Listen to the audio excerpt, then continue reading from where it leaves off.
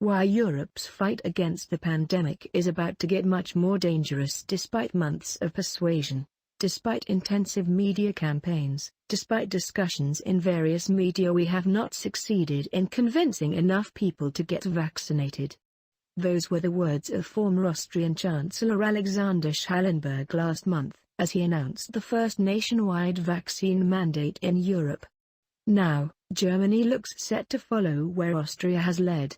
Others have made vaccines mandatory for parts of the population and imposed restrictions that increasingly explicitly target the unvaccinated, as Europe battles the twin challenges of sharply rising COVID figures and plateauing vaccination rates. Nearly 1 year into the EU's vaccination campaign, and with around 1 in 3 Europeans still unvaccinated, it is not so much hesitancy that European governments are now facing as outright opposition, with the danger that as governments get tougher, so too will popular anger towards them.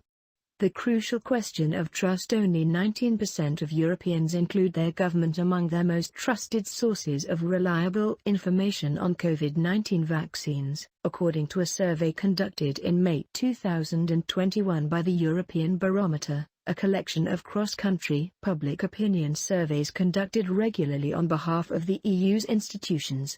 Even before the pandemic, vaccine hesitancy in Europe was strongly correlated to a populist distrust of mainstream parties and governments.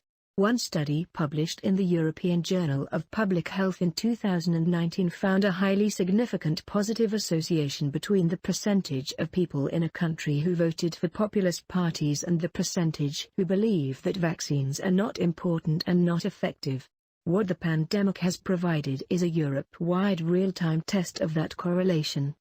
Nearly 2 years in, and with most countries having exhausted what means they had of encouraging people to get vaccinated, the map of those who remain unvaccinated shows that where there is distrust in government and traditional political parties, as measured by the strength of populist movements, many people have yet to get vaccinated. Essentially, people who trust institutions need no convincing in the face of a pandemic. People who don't are unlikely to be influenced at all. Eastern Europe is where vaccination rates are the lowest. Bulgaria has the lowest rate of all, with just 26.6% of the total population vaccinated, according to government data. The country has also been going through a major political crisis with 3 parliamentary elections held this year. Difficulties with vaccine rollouts and in reaching more remote and elderly rural populations are also to blame in Eastern Europe. But in some of the countries where vaccine take-up has been lowest, populist parties are either in power or strong electorally. Further west, lower vaccination rates are also to be found in countries and regions with either popular or voluble populist or extremist movements, as in Germany, Austria, and northern Italy.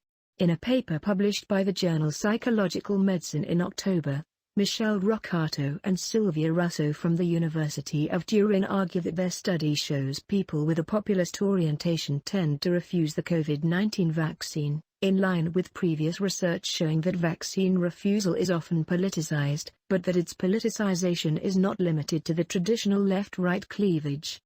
A new common enemy, Sophie Tissier, who organizes protests against COVID-19 restrictions and vaccines in France, says that these protests have created a new political force that is radical but goes beyond party political lines.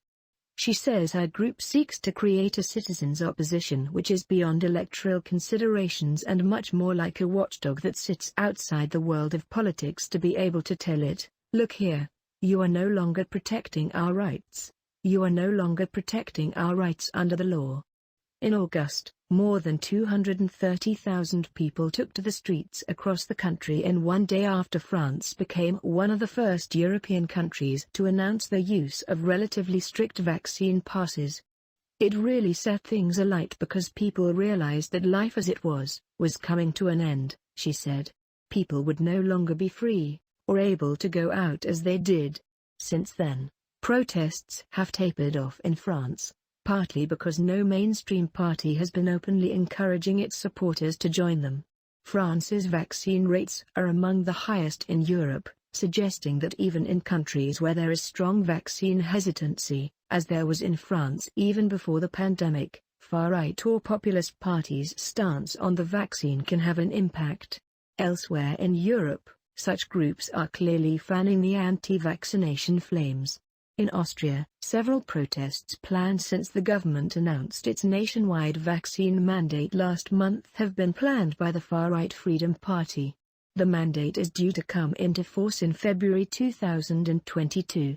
Even as he announced the move, Schallenberg accused the Freedom Party of being responsible for the country's low vaccination rates and of having stirred up vaccine hesitancy. "We have too many political forces in this country that are fighting against vaccination, vehemently, massively and publicly. That is irresponsible," Schallenberg said, adding, "incited by these radical opponents of vaccination, by specious fake news. Unfortunately too many of us have not been vaccinated. The consequence is overcrowded intensive care units and enormous human suffering.